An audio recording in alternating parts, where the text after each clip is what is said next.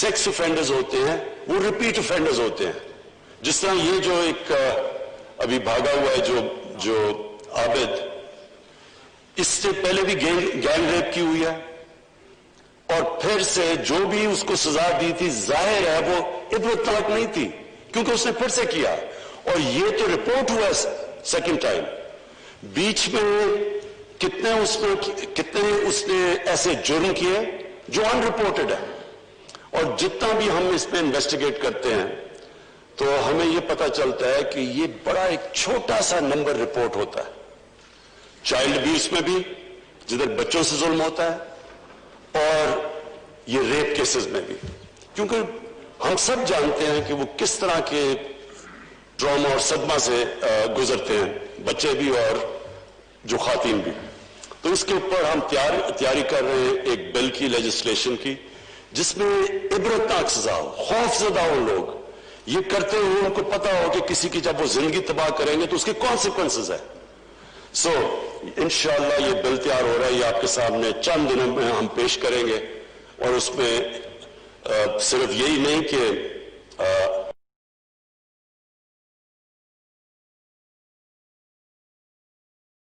نے یہ بھی اسیس کیا کہ یہ بھی جو حل اگر ہم پکڑ بھی لیں اور انشاءاللہ ایک تو پکڑ کے دوسرے کو پکڑ بھی لیں گے, اس کے بعد بھی اس کو کنوکٹ کرنا آسان نہیں ہے, کیونکہ جس طرح کی ایویڈنس چاہیے عدالت کے اندر وہ بہت مشکل ہوتا ہے, کیونکہ ظاہر ہے جس طرح کی وہ ایویڈنس دینی ہو وٹنس باکس میں کھڑے ہو کے, وہ بہت مشکل ہوتا ہے. تو اس کے لیے بھی ہم پریپریشن کر رہے ہیں کہ پروٹیکشن آف وٹنس کی, کہ کیا ان کو سامنا نہ کرنا پڑے عدالت میں, تو اس کی بھی انشاءاللہ پوری ایک کمپریہنسو ایک لیجسلیشن لے کے آئیں گے. دوسرا جی, میں یہ جو فیٹف کی ساری لیجسلیشن اور یہ جو کہانی چلی ہے, میں صرف آج اپنے ملک کے سامنے, اپنی پارلیمنٹ کے سامنے, یہ جدھر جا بھی رہی ہے ہماری, یہ دیکھ بھی جو رہے ہیں پاکستان میں لوگ, دیکھیں جی فیٹف کا ہمیں سب کو پتہ چلنا چاہیے کہ یہ فیٹف کوئی تحریک ہماری گورنمنٹ کی وجہ سے نہیں, ہم فیٹف کے گرے کے اندر آئے, گرے لسٹ کے اندر, یہ ہمیں وراثت میں ملا, انہیرٹ کیا ہم نے. اور سب کو یہ بھی پتا ہونا چاہیے کہ اس کی بلیک لسٹنگ کا مطلب یہ ہے کہ پاکستان کے اوپر سینکشنز لگ جاتی ہیں, ہماری فائنینس, ہم باہر کے فائنینس سے ملک کٹ آف ہو جاتا ہے, اور وہ ملک جو پہلے مشکل حالات میں تھا اور جس کا سب سے بڑا پرابلم فورن ایکسچینج ریزروز تھے, فورن ایکسچینج ریزروز جب آپ اس سطح پہ ہو جو ہمارے تھے آج سے 2 سال پہلے, اس کا مطلب یہ کہ سارا پریشر پڑتا ہے کرنسی کے اوپر, روپے کے اوپر. اور ہم سب جانتے ہیں کہ جیسے جیسے روپیہ گرتا ہے ساری امپورٹس مہنگی ہونی شروع ہو جاتی ہیں, جس کے اندر تیل, جس کے اندر تیل کی وجہ سے بجلی, جتنی بھی امپورٹس ہمیں چاہیے ہوتی ہیں ہماری انپٹس انڈسٹری کے لیے, یعنی ساری چیزیں جب پیٹرول, ڈیزل, بجلی, یہ جب سب مہنگی ہوتی ہے, ٹرانسپورٹ مہنگی, تو آخر میں مہنگائی سے غربت بڑھتی ہے. تو ایک قوم نکل رہی ہے, اور اللہ کا شکر ہے, اللہ کا لاکھ لاکھ شکر ہے کہ جس طرح کووڈ میں سے پاکستان نکلا, کوئی یہ امید نہیں رکھ رہا تھا کہ اس طرح ہم نکلیں گے, کیونکہ سب کو خوف تھا کہ جب ایک ملک لاک ڈاؤن میں چلا جاتا ہے, اس کی اکانومی بند ہو جاتی ہے, تو ہم نے دیکھ لیا کہ ہندوستان میں ان کی 24% ان کا جی ڈی پی نیچے گیا ہے کووڈ کی وجہ سے. تو ہم تو پہلے مشکل میں تھے, تو اگر ہمارے پہ اگر ہم اسی طرح کا ہماری اکانومی کے اوپر پریشر پڑتا تو آج پاکستان میں تو بہت برے حالات ہونے تھے. تو اللہ کا کرم ہے ان حالات سے نکلے, آج ہماری اکانومی پک کر رہی ہے, اور ہم دنیا مثال دے رہی ہے, WHO پاکستان کی مثال دے رہا ہے کہ پاکستان سے سیکھو کووڈ میں کس طرح آپ نکلے.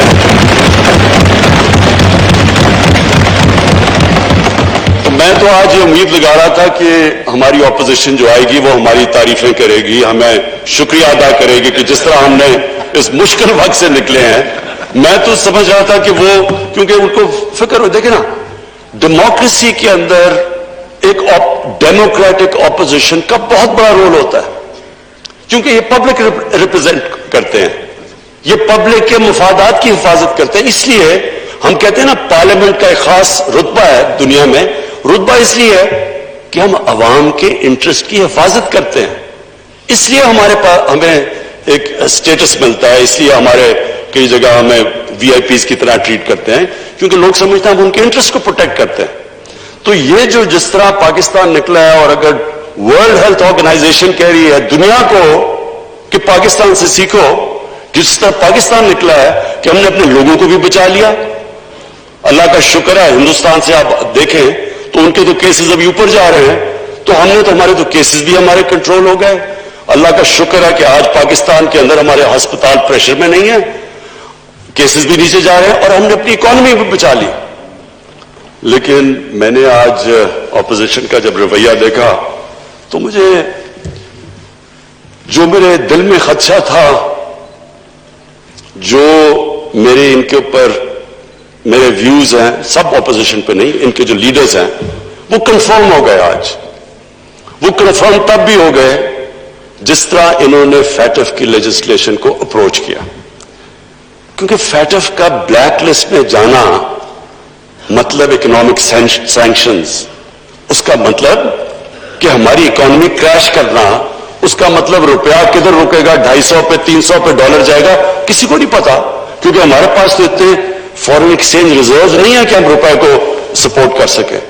تو ان حالات کے اندر ہم یہ امید لگا رہے تھے کہ ہمارے ساتھ مل کے اپوزیشن فیٹف کی لیجسلیشن اس لیے پاس کرے گی کہ یہ پاکستان کے لیے ہے، ہمیں کوئی ذاتی فائدہ تو نہیں ہے. لیکن آج جس طرح انہوں نے نہ تو شکریہ ادا کیا ہمارا کہ جس طرح ہم نے بچایا پاکستان کو گورنمنٹ نے کووڈ سے، بلکہ میں نے تو ان کی تقریریں سنی تھی، مجھے مثال دی جا رہی تھی نریندر مودی کو دیکھو اس نے کیسے لاک ڈاؤن کیا ہے. مجھے یعنی جس طرح کی تنقید، کسی نے کہا ایف آئی آر کاٹ دو، کوئی لوگ مارے تھے تو انہوں نے کہا جی اس کے اوپر ایف آئی آر کاٹ دو. تو وہ کرتے اتنی یعنی جب تنقید کی تھی تو اگر اللہ نے کرم کیا تو ان کو پھر تھوڑی سی تو تعریف کر دینی چاہیے تھی.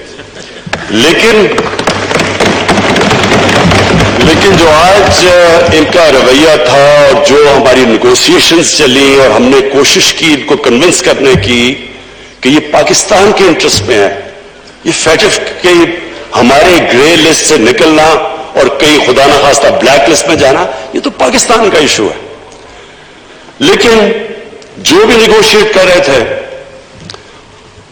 جو انہوں نے جس طرح کی نیگوسیشن کی، میری ایک کنوکشن ہے کہ ان کے لیڈرز کا انٹرسٹ اور پاکستان کا انٹرسٹ اپوزڈ ہے.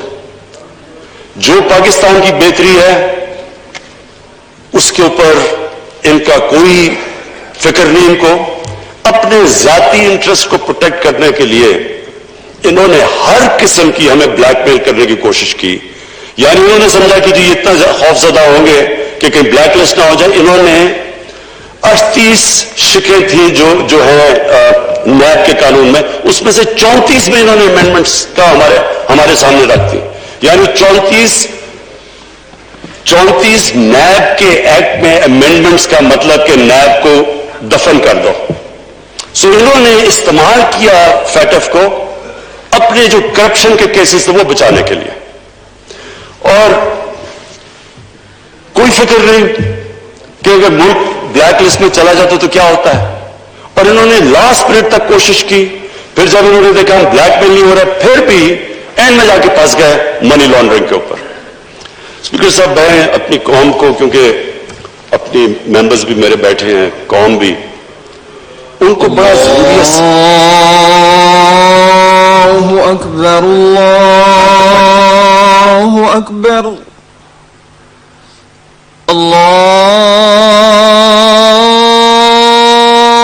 اکبر، اللہ اکبر. اشہد ان لا الہ الا اللہ،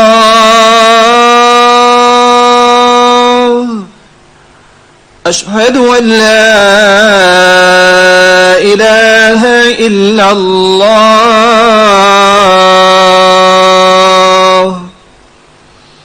أشهد أن محمدا رسول الله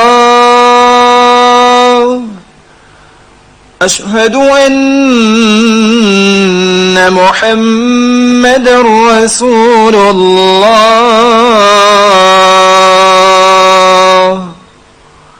حي على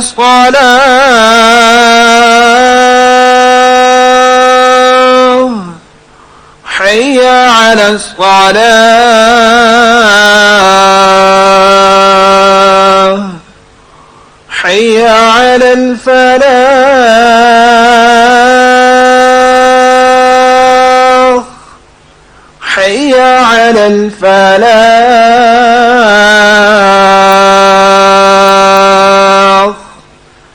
الله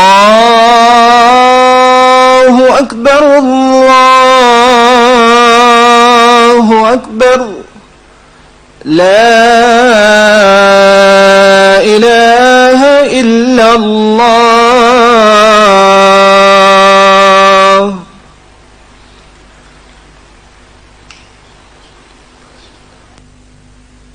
جی پلیز. منی لانڈرنگ سب لوگوں کو سمجھ نہیں منی لانڈرنگ کی آتی. میں بریفلی ایکسپلین کر دوں. منی لانڈرنگ ہوتی ہے کہ جب آپ ایک ملک میں پیسہ ناجائز طریقے سے بناتے ہیں تو ضروری یہ ہوتا ہے کہ وہ آپ اس کو ملک سے باہر رکھیں کیونکہ وہ ملک کے اندر وہ نظر آ جاتا ہے. تو اس لیے جب آپ ساری دنیا میں, ہمارا یہ ایشو نہیں ہے, یہ صرف یہ ساری تیسری دنیا میں جو ڈیولپنگ ورلڈ ہے, آپ ہر ڈیولپنگ ورلڈ میں دیکھیں کہ جدھر بھی ان کی پرائم منسٹرز یا منسٹرز جب پیسہ چوری کرتے ہیں تو وہ ملک سے باہر بھیج دیتے ہیں, اور اس کو کہتے ہیں منی لانڈرنگ کیونکہ یہ انلیگلی باہر جاتا ہے. اور پھر یہ اس سے پراپرٹیز لے لیتے ہیں باہر لندن میں. بلکہ ابھی میں ایک یوٹیوب کے اوپر ایک ویڈیو دیکھ رہا تھا کہ کس طرح ہندوستان میں بتا رہے ہیں کہ ان کے بڑے بڑے امیر لوگ جنہوں نے پیسے چوری کیے ہوئے ہیں وہ سب لندن میں بیٹھے ہوئے ہیں اور ان کے پاس اربوں ڈالرز کی پراپرٹیز اور ان کی بینک اکاؤنٹس ہیں, لیکن ہندوستان کی حکومت کے لیے بڑا مشکل ہے وہ پیسہ واپس لانا. یہ ایک ایسا بڑا عذاب ہے. اسپیکر صاحب, میں صرف سب کی انفارمیشن کے لیے بتاؤں کہ غریب ملک, ڈیولپنگ ورلڈ غریب ہوتی جا رہی ہے, امیر ملک امیر ہوتے جا رہے ہیں کیونکہ ہر سال اندازہ لگایا جاتا ہے کہ 1000 ارب ڈالر غریب ملکوں سے ڈیولپنگ ورلڈ سے امیر ملکوں میں جاتا ہے. اسی طرح یہ مے فیئر کے فلیٹس اور یہ سب سے مہنگے علاقوں میں اس طرح کی اور بھی غریب ملکوں کا پیسہ جاتا ہے باہر. اور یہ اصل وجہ ہے کہ تیسری دنیا جو ڈیولپنگ ورلڈ نیچے جا رہی ہے, کیونکہ وہ پیسہ اگر اسی ملک میں خرچ ہو تو اسے نوکریاں مل سکتی ہیں, ہیومن ڈیولپمنٹ کر سکتے ہیں, سکولز بنا لے, ہسپتال بنا سکتے ہیں. وہ جب پیسہ باہر چلا جاتا ہے تو باہر تو ان کے لیے نوکریاں مل جاتی ہیں اور وہ ادھر امپلائمنٹ بھی مل جاتی ہے اور ان کی دولت بھی بڑھ جاتی ہے اور ان کے فورن ایکسچینج ریزرو بھی بڑھ جاتے ہیں. لیکن اس ملک میں ایک تو وہ پیسہ باہر چلا جاتا ہے, دوسرا یہ ڈالرز لے کے پیسہ باہر بھیجتے ہیں. یہ جو ٹی کا سارا کیس ہے یہ ہے کیا, یہاں سے حوالہ ہنڈی سے پیسہ باہر بھیجا, جس کی ضرورت پڑی وہ ٹی سے منگوا لی اور انہوں نے کہا جی کہ نو کوسچنز آسکڈ کیونکہ ہمیں ریمیٹنسز آئی ہیں. یہ پورا ایک ریکٹ ہے منی لانڈرنگ کا. اور اس ملک میں جو اگر ہمارے روپے پہ پریشر پڑتا ہے, جو میں کہہ بیٹھا ہوں, جب روپے پہ پریشر پڑتا ہے مہنگائی آ جاتی ہے, غربت بڑھتی ہے. تو جب آپ اپنے ڈالرز یہاں سے ڈالر لے کے باہر بھیجتے ہیں تو وہ دوسرا نقصان پہنچاتے ہیں ہمارے ملک کو کہ ڈالرز کی جب کمی ہوتی ہے تو روپے پہ پریشر پڑتا ہے. اب اس کے اوپر آخر میں یہ جا کے پھنس گئے کہ جناب منی لانڈرنگ کو نکال دو نیب کے قانون سے. اگر ان کو کوئی ڈر نہیں ہے, اگر انہوں نے منی لانڈرنگ نہیں کی تو ان کو فکر کیا چیز ہے, ہمیں کیوں نہیں ڈر لگا ہوا.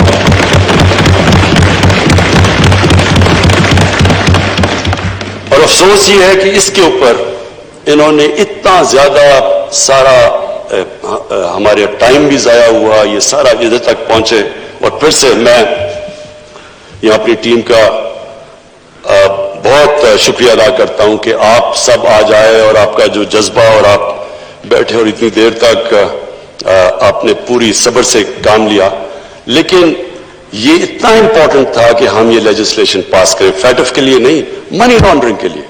منی لانڈرنگ اس ملک کو, اگر ہمیں جو اسٹیٹ ڈپارٹمنٹ امریکہ کی ایک رپورٹ ہے کہ ہر سال پاکستان سے 10 ارب ڈالر کی منی لانڈرنگ ہوتی ہے, تو 10 ارب ڈالر کی منی لانڈرنگ, یہ دیکھ لیں کہ ہم نے IMF سے جو قرضہ لیا ہے وہ 6 ارب ڈالر کا لیا ہے اور اس کی ابھی ساری کنڈیشن ماننی پڑتی ہے.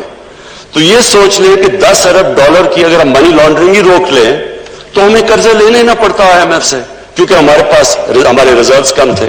اس لیے اسپیکر صاحب یہ بڑا امپورٹنٹ تھا, یہ اس ملک کی فیوچر کے لیے بڑا امپورٹنٹ ہے.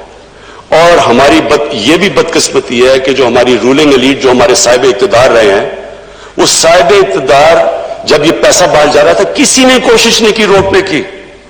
کسی نے یہ کوشش نہیں کہ باہر ان کے پراپرٹیز اتنی بڑی بڑی باہر ہیں, کسی نے نہیں پوچھا کہ کدھر سے پیسہ گیا. انہوں نے مجھے عدالت میں, جب مجھے پولیٹیکلی وکٹمائز کر کے یہ عدالت میں مجھے لے کے گئے, کیونکہ پولیٹیکل وکٹمائزیشن تھی, کیونکہ میرا تو فلیٹ 2002 کا ڈکلیئر تھا, لیکن 2016 میں اس لیے لے کے گئے کیونکہ میں نے ان کا پیناما کا کیس اٹھایا ہوا تھا. تو پیناما کا جب کیس اٹھایا تھا اس میں پھر مجھے پریشرائز کرنے کے لیے عدالت میں لے گئے. تو اسپیکر صاحب, اگر میں جو پبلک آفس ہولڈر نہیں تھا, ایک اسپورٹس مین تھا, میں اگر 40 سال پرانے کانٹریکٹس دکھا سکتا ہوں, میں اپنی ساری منی ٹریل دے سکتا ہوں پاکستان میں پیسہ لانے کے لیے, یہ ایک ڈاکیومنٹ نہیں دے سکتے کہ پیسہ باہر کیسے گیا. یہ بتا سکتے ہیں کہ ہائیڈ پارک, کیونکہ میں لندن, میری بڑی زندگی گزری ہے, 1 ہائیڈ پارک لندن کا تقریباً سب سے مہنگا پراپرٹی ہے. مے فیئر دنیا میں مہنگا ترین شہر ہے لندن, اور مے فیئر لندن کا مہنگا ترین علاقہ ہے. ادھر ان کے پاس اتنی پراپرٹیز, کدھر سے آیا پیسہ؟ یہ کوئی ڈاکیومنٹ بتا دیں کہ پیسہ باہر کدھر گیا. دوسری طرف آصف زرداری کی پراپرٹیز کی لسٹ ہے, اپنے نام پہ نہیں لیے ہوئے. ایک نیو یارک میں فلیٹ غلطی سے اپنے نام پہ لے لیا جو ایک کیس چل رہا ہے, باقی تو اپنے نام پہ نہیں. یہ کدھر سے پیسہ آیا؟ تو جب ایک ملک کی جو سربراہ, جب وہ پیسہ چوری کر کے باہر لے کے جاتے ہیں اور ڈالرز میں باہر لے کے جاتے ہیں, دبئی میں ان کی پراپرٹیز ہے, وہ یہاں سے کنورٹ کرتے ہیں, روپے کو ڈالر میں باہر لے جاتے ہیں. تو جب وہ لے کے جاتے ہیں, وہ 2 چیزیں ان کو کرنی پڑتی ہے. پاکستان کے ادارے پہلے تباہ کرتے ہیں. پہلے نیب میں انہوں نے مل کے اپنا آدمی رکھوایا, وہ جو نیب چیئرمین تھا, انہوں نے کیسز ان کے بند کیے. ہدایبہ پیپر مل اوپن اینڈ شٹ کیس تھا, اس کے اوپر اسحاق ڈار کی باقاعدہ صرف سٹیٹمنٹ نہیں ہے, اس نے بینک اکاؤنٹس دیے ہیں کہ جدھر جدھر یہاں سے پیسہ باہر گیا, نام دیے ہوئے اس میں. اوپن اینڈ شٹ کیس, ان کا اپنا آدمی نیب میں بیٹھا ہوا تھا, اس نے وہ آگے پروسیڈ نہیں کیا. تو انہوں نے یہ جو 10 سال کے اندر 4 گنا زیادہ پاکستان کے قرضے بڑھے ہیں. 60 سال کی تاریخ میں ٹوٹل پاکستان کا قرضہ 6,000 ارب تھا, 10 سالوں میں پہنچ گیا 30,000 ارب. ہمارا جو سب سے بڑا مسئلہ کیا بنا ہوا ہے, جو ہم نے ٹیکس کا پیسہ اکٹھا کیا پہلا سال, اس کا آدھا چلا گیا ان کے قرضوں کی قسطیں ادا کرنے پہ. ملک کدھر سے چلاتے ہیں؟ پھر ہمیں کہتے جی آپ قرضے لے رہے ہیں. اگر ہم قرضے نہ لیں تو ہم ملک کیسے چلائیں؟ آدھا تو جو پیسہ اکٹھا کیا ان کی قرضوں کی قسطوں پہ چلا گیا. اب جو ہم نے کورونا کی وجہ سے کم کلیکشن ہوئی, پھر ہمارا 1,000 ارب کم ہوا, تو 4,000 ارب اب جو اکٹھا کیا یہ سیکنڈ ایئر میں, اس میں سے 2,600 ارب وہ چلا جائے گا قرضوں کی قسطوں دینے پہ.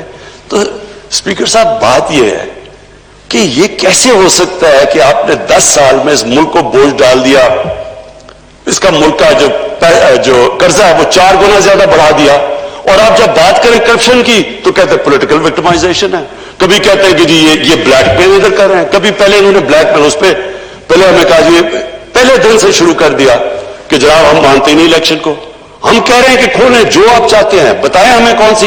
اس کے بعد بات ہی نہیں کی, اسمبلی نہ چلنے دیں, تقریر نہ کرنے دیں. یہ تو آج وہ ہے نہیں تو میں تقریر کر رہا ہوں, نہیں تو تقریر نہیں کرنے دیتے. تو یہ وہ لوگ ہیں جو ان کا انٹرسٹ ہی نہیں ہے پاکستان کا. دیکھیں نا, اگر جو اسمبلی کا سب سے بڑا کام ہے کہ پبلک انٹرسٹ کی حفاظت کرنا, تو کیا یہ پبلک کے انٹرسٹ کی حفاظت کر رہے ہیں؟ یہ تو اپنے جو لیڈرز کی چوری کیے ہوئے پیسے کی حفاظت کر رہے ہیں. इनका तो इंटरेस्ट ही उल्टा है पाकिस्तान से। जो पाकिस्तान का इंटरेस्ट है, पाकिस्तान का तो इंटरेस्ट है कि ये चोरी किया हुआ पैसा वापस आए। इन्होंने अपनी ऑपोजिशन का मकसद यह बना दिया कि किसी तरह उस चोरी किए हुए पैसे को बचा लें। कैसे एक मुल्क तरक्की कर सकता है जब एक मुल्क के जो बड़े बड़े जिन लोगों के पास इतना, हमें पता है, हमें स्पीकर साहब मैंने तो इनको सबको देखा हुआ, मुझे तो पता है इनकी पहले हालात क्या थे। मुझे तो पता है ये जिस तरह आप जो देख रहे हैं, इसहाक डार को देखें। इसहाक डार का ऐसे लगता है कि उसके बाप की साइकिल की दुकान नहीं थी, मेफेयर पे कोई मर्सिडीज का शोरूम था। नवाज शरीफ की फैमिली, अब इनकी फैमिली देख लें, इनकी फैमिली ऐसे नहीं लगती कि ग्वाल मंडी में बड़ी हुई है, लगता है ये बकिंगम पैलेस में बड़े हुए हैं सारे। किधर से पैसा आया? इतना पैसा, और जवाब मांगो तो जी ये सियासी इंतकामी कार्रवाई हो गई। स्पीकर साहब, मैं आखिर में मैं ऑपोजिशन को फिर कहता हूं, आपने जो भी, हम हर तरह की आपसे कॉम्प्रोमाइज करने के लिए तैयार हैं। जो आप चाहते हैं मुल्क के लिए, जमहूरियत के लिए, हमारे से कहें, हम कॉम्प्रोमाइज करने के लिए तैयार हैं, लेकिन हम करप्शन के ऊपर कॉम्प्रोमाइज करने के लिए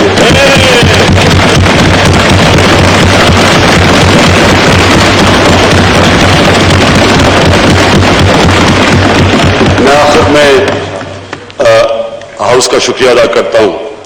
ये जो पीएमडीसी का बिल पास किया, ये बहुत जरूरी था। स्पीकर साहब, बदकिस्मती से हमारी जो मेडिकल कॉलेजेस और हमारे जो डेंटिस्ट्री, उनके कॉलेजेस की जो स्टैंडर्ड है वो गिरती जा रही थी। इसके लिए बड़ा जरूरी था कि जो इंटरनेशनल बेस्ट प्रैक्टिसेस है उसके मुताबिक हम इनकी स्टैंडर्ड्स रेज करें। और ये जो अब बिल था, ये कोशिश तो कर रहे थे 1.5 साल से। मैं फिर से हाउस का बड़ा शुक्रिया अदा करना चाहता हूं कि आज उन्होंने ये बिल पास किया, और इंशाअल्लाह इससे हमारे डॉक्टर्स और डेंटिस्ट की स्टैंडर्ड बढ़ जाएगी। बहुत शुक्रिया। मैं भी तमाम हाउस को बहुत बड़ा मुबारकबाद देता हूं, क्योंकि आज हमने तारीखी कानून साजी की है। आप सबको बहुत मुबारक हो, क्योंकि ये हमारे लिए एक बहुत बड़ी बात है कि माशाअल्लाह जो कानून साजी मुल्क को कौम के बेहतर मफाद में थी, आज वो हो गई है। जी Order in exercise of powers conferred by Clause 1 of Article 54 of the Constitution of Islamic Republic of Pakistan, I hereby prorogue the Majlis Shura Parliament in joint sitting summoned on Wednesday, the 16th September 2020, on the conclusion of its business. President Dr. Arif Alvi. Thank you. वज़ीर-ए-आज़म इमरान खान